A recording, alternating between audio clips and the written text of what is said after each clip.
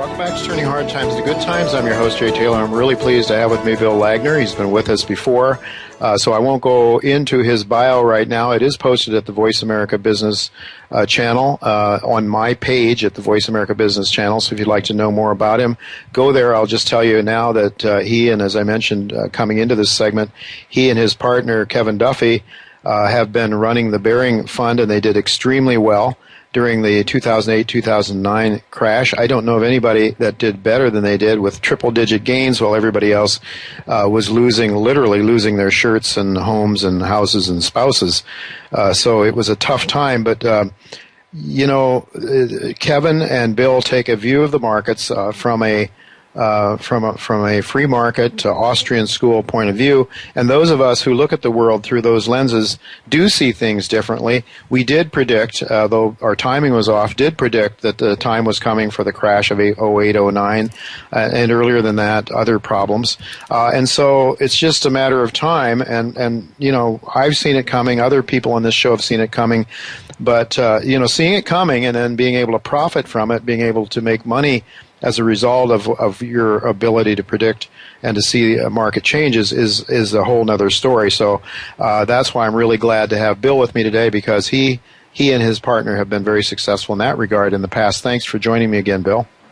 Jay, thanks for having me on your program. It's always good to have you with me, and you are, I guess, in California somewhere, probably talking to some other investors, and thank you so much for breaking away on this tumultuous day with the Dow down now 471 points. Louise Yamada, as I mentioned earlier in the show, told Tom Keene on Bloomberg this morning in no uncertain terms that the bull market for stocks of the past 7 years is over. I take it that you're in agreement with that. Well, I would have to agree with that. I would agree with Louise on that statement, yes. So, as a technical analyst, Louise looks at market internals.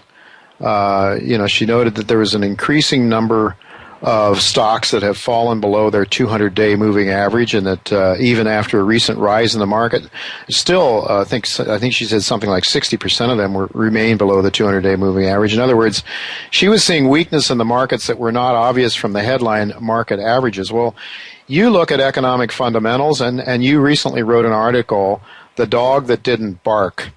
And that told you that things were not nearly as good as they appeared to be on the surface. So what was the dog that didn't bark that sort of tipped you off to the weakness in the financial markets that you saw? Well, full clarification, that was actually written by Russell Napier, and who's written several books, Anatomy of a Bear Market, and his key points of kind of delving into deflation, inflation is looking, for example, at rising credit spreads, and that's obviously one sign that you're entering a bear market. And let's face it, we saw that initially with the crash in some of the commodity base metal prices several years ago. Credit spreads in that industry started to blow out. And then I live in Texas, and of course Texas in the last 9 to 10 months has seen oil prices plunge, and credit spreads in the oil sphere have blown out. And now what's happening is you're starting to get,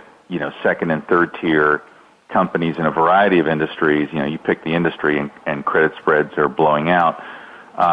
And then, of course, the other thing that I think kind of tipped us off, and look, full disclosure, I mean, we saw the peak in profits 11 quarters ago, operating profits, not financial, but they kept the game going. And I say they, meaning really the professional speculators. And so the ability to, post collateral, leverage various asset classes, engage high frequency trading, algorithmic programs, et cetera. No one really wanted to leave the casino, so to speak. They just kept going from table to table. And the last year or so that everyone had piled into the craps table, which were a lot of these momentum related names that kept going up, Netflix, Google, Apple, et cetera. So I think we're finally seeing the professional speculators get hit and actually being removed from the market. It was interesting just several weeks ago where KKR was shutting down a commodity private equity fund, and I think the losses there were quite substantial. So really, what we're entering into, Jay, is kind of the phase where the professional speculators are unable to post phantom collateral and keep playing their games. And that, she's calling it the beginning of a bear market. We would agree with that, but we would really clarify that this is more of the professional speculators that have been engaging in folly to a large degree the last 2 or 3 years. Well, let's explore why aren't they able to continue doing it. Certainly the policymakers can continue to provide the casino chips for these guys if they want to, right? Yeah, that's a great point. So the cost of borrowing money for the speculator has really not increased very much. There's still quite a bit of availability, and of course they've been tapping those quote-unquote credit facilities and engaging in all kinds of speculation. And so, and that's worked up until a few years ago, and then sector by sector we've started to see carnage. And I think what happens is at the end of the day, these various strategies that they engage in don't really work, and even though the cost of accessing credit is low, they've essentially exhausted all of their collateral. They've had margin calls. They've been forced to meet redemptions by investors. And when I say professional speculators, let's just specify these are large hedge funds, sovereign wealth funds, private equity funds of some shape, size, color, etc., and then of course some of the large investment firms. So broker dealers and banks, etc. So they directly, indirectly engage in this. So those are the people who are right now, I think, in the early stages of being removed from the equation. The different players than the 2008-2009 time frame? Well, there was some of the same then. The retail investor was still pretty prevalent back then. Today, the retail investor, through his advisor and his own doings, has engaged in the ETF game, and we've seen some cracks in that market where, a week ago, a lot of these ETFs, with the market open down 1,000 points, some of these ETFs were trading at huge discounts to the underlying value of the stocks. So you were actually getting a very close view, an up-close personal view of how the ETF industry is actually broken. So just another sign of a very unhealthy market and/or a market where speculators have run wild for the last couple of years. Bill, would these be more of the leveraged ETFs, or are you talking about the straight ETFs that might just... Well, we actually witnessed it in both areas. I don't have a list in front of me, but there were several people have written about this. So that's another sign that the fabric of the market is fraying, and that clearly that there is a lot of people, the Buffett term, right? They're swimming without a bathing suit, and the tide is slowly beginning to go out. Right. You mentioned credit spreads. I guess what you're talking about, the dog that didn't bark, the credit spreads being, I suppose, junk to treasuries. Would that be one? Yeah, that would be one. Then you could look at several pieces of the structured finance area, either asset-backed securities, commercial mortgage-backed securities. Let's face it. I mean, it is leverage. When you and I met years ago, and I think I'd given a talk at the CMRE, and the title of the talk was Unwinding Planet Leverage. This is really Unwinding Planet Leverage 2.0. The sequel was, again, the governments trying to stimulate their own economies through, the same methodology: lower interest rates, print money, socialize credit, and try and get people to borrow and take on risk and get the nominal GDP tax equation to move in their favor, and it never really happened. And now what's happening is it's going in reverse. China this time, I think, we've been on your show a number of times talking about the hard landing in China. I think it's absolutely evident now that they're in a hard landing. They've intervened a number of times. They've tried to prop up their own market, and it's failing miserably. All of these interventions ultimately do much more damage versus just sitting back and letting the markets kind of sort things out and reprice, converting debt to equity and essentially building a new foundation. Well, hard landing in China. I'm now looking at an equity market that's down 542 points in the United States. And, of course, the Chinese stock market started off it was sort of an exponential rise about this time last year, I guess. Michael Oliver called the bull market and got people into that market well before anybody else, and did well in getting people out as well. I should mention, but now most people say, well, why should this be bothering our markets? Why should what goes on in China have anything to do with our markets? After all, I think we only have a very small percentage of our exports to China. We just heard this argument a little while ago on Bloomberg before the radio show started here. What's your response to that? Why should China have such an impact on the United States? Well, let's roll the tape all the way back to 1994. So in 94, you had non-performing loans in the Chinese banking system of roughly 40%. They devalued the currency 50% overnight, and they had this massive kind of export-led boom in China through the 90s. And then, of course, putting fuel on the fire was the U.S. mortgage equity withdrawal manifestation beginning after the tech bubble burst in 01-02. And so you had this incredible layer after layer of excess consumption, kind of unsustainable consumption, and China there were a number of beneficiaries. China was the primary beneficiary, and that led to these huge trade surpluses and the government controlling everything, building railways and infrastructure and buildings and private real estate construction, et cetera, to where the fixed investment to GDP bubble was unlike anything the world's seen in the last 100 years. Well, that was bursting along with most asset markets in 08 and 09, and then the governments collectively got together with the central banks and tried to reflate back out, and you created, roughly $18 trillion of new debt in China. A lot of it was just malinvestment. A lot of it's not even being serviced, either private, local government obligations. And so all of that excess kind of credit that flowed through the system sent all these wildly false signals through the global economy, and different businesses, different geographies built business models around these signals, and now they're realizing that there is no sequel there, and they're going into this hard landing. And so China was a big player for base metals. We always thought we would get the contraction deflationary wave first, and then it would be met with incredible response mechanisms by the powers that be, and they would destroy the integrity of paper money and maybe even completely destroy the paper money system. And so we've had that.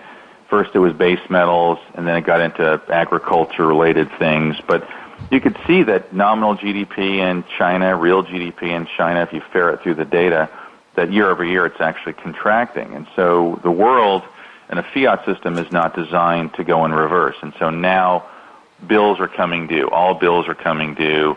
And China is, they're on the main stage today, but they were one of the biggest quote-unquote economic actors over the last 15, 20 years.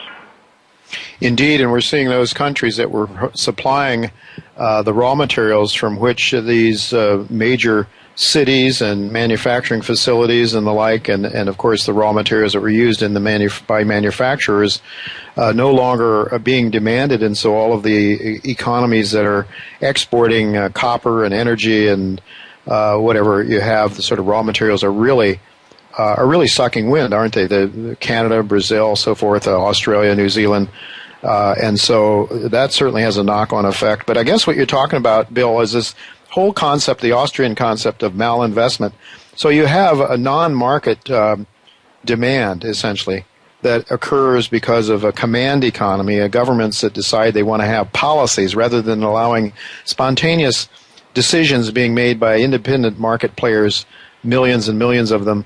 And then you have these cities, and you have them built, and you borrowed money to build them, but nobody's living in them, and factories that are built that are producing nothing or cannot produce output that will bring in revenues to service the debt. Isn't that the problem we're seeing globally, essentially, is that we don't have cash flow to service debt on a macro perspective?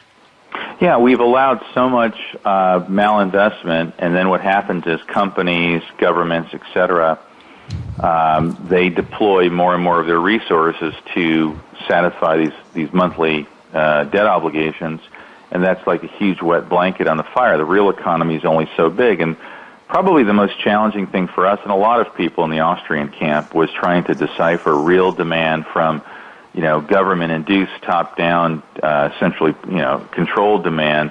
Mm-hmm. And because China does have a real economy, let's face it. Sure. I mean, there's a lot going on in China on the ground, but then you have this huge overlay which is government-induced, and it sends very, very false signals through the system.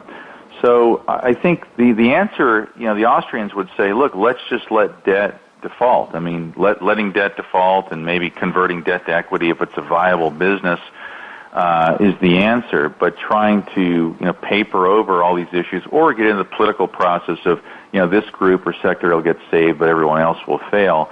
That then sets in motion a whole nother layer of unintended consequences. So, yeah, we're going into the period of time where debt defaults and debt is converted to equity. It's very deflationary. And, of course, trying to fight that, you've got countries around the world, and it's this race to debase. But the problem is when you get China into a hard landing, then they start exporting deflation to the West. And if you don't, because the world is interconnected now and there's labor arbitrage going on everywhere, and so what happens is where you're a U.S. company, why would you hire U.S. people when you could now get access to, labor, facilities, et cetera, overseas at half the price? And so that puts pressure on local wages, and you set that up against a backdrop where there's still a lot of present debt that should have been purged back in 08, 09, 10, 11, that was essentially kept in the system or restructured. Look at the 4 million plus mortgages through HARP that have been restructured. That debt should have all been restructured, and probably by now we'd be coming out of it if the government were to just kind of walk away back then. Yeah, well, if looking back, if we had, not allowed ourselves to start meddling, the government to meddle and not allow markets to adjust, you could have a very continuous, slow adjustment to market adjustments to these excesses. But once you disallow it over decades of time, then I think obviously the ultimate pain, and it seems to me that they're not going to allow. I mean, the Krugmans of this world are not buying your explanation at all, are they? No, they don't believe that. The world are going to continuously go back to the whiteboard and try and concoct yet another government or series of government-induced schemes, and fill in the blank. God only knows what they're going to come back with next. And of course, it won't work. Look, it could create some kind of a bounce in asset classes, or maybe a short-term bounce in nominal GDP statistics. But ultimately, they're just utter failures, and it just makes the situation even worse. So I think the reality is that having governments controlling so many silos of an economy, whether it's healthcare or the monetary system, and we go on down the list, you're essentially crowding out the real economy. And let's face it, I mean, what have governments done around the world in terms of entering the business world and done correctly? I mean, they have a terrible track record. Yeah. Well, let's just talk a little bit in the remaining 5, 6, 7 minutes we have left here about which direction this thing heads. You indicated that, and clearly right now, there is, air being left out of the bubble, right? We're seeing equity markets. We've seen, of course, ahead of that time, we've seen commodity prices collapsing. I've shared with you my inflation-deflation watch, and we're seeing a plunge, really, a very clear plunge below first the 3-year and now the 5-year moving average of this index, which is really, it's a non-weighted, non-back-tested group of items that I pulled together to sort of help me understand whether the system as a whole was expanding or contracting, and clearly it's contracting. But one of the things from the peak of the IDW in 2011, about the same time gold peaked, my IDW peaked, and along with other commodities. And since that time, Bill, we've seen a very dramatic difference in the components of my IDW. For example, the items that have fared worst We're looking at copper down 48%, commodities as a whole, Rogers Fund down 49%, oil, WTI, down 65%, and silver down 70%. On the other hand, the home building stocks, which are benefiting from artificially low interest rates, of course, the autos, which are benefiting from, free loans, essentially, S&P 500, of course, all the stocks, equity markets in the U.S. especially, not India and China so much, where things are actually produced, but in the hot air markets of the United States primarily, we've seen a bull market until now. Now that's rolling over too, and so the whole system is imploding. It seems to me that what we have is almost a waterfall, deflationary event that's occurring here. And how far can this thing go? I mean, we had Robert McHugh talking about 1,000 on the Dow. That sounds extreme by any measure, but it's in line with what Robert Prechter was saying years ago. Actually, Prechter's talking about 600 on the Dow. Not that Prechter is given too much credit these days, because he's been wrong as rain about a lot of things. But the point is that what I see is how far can this thing go, Bill, and what should we do right now to protect ourselves? If you can't buy ETFs, what's the little guy supposed to do? Well, look, it's first of all, if we are in this deflationary wave, then dollars should continue to act well, and they have acted well. Yeah. And then so I think that would be number one. Number two is that those are Bob McHugh and Bob Prechter. Those are some pretty extreme levels.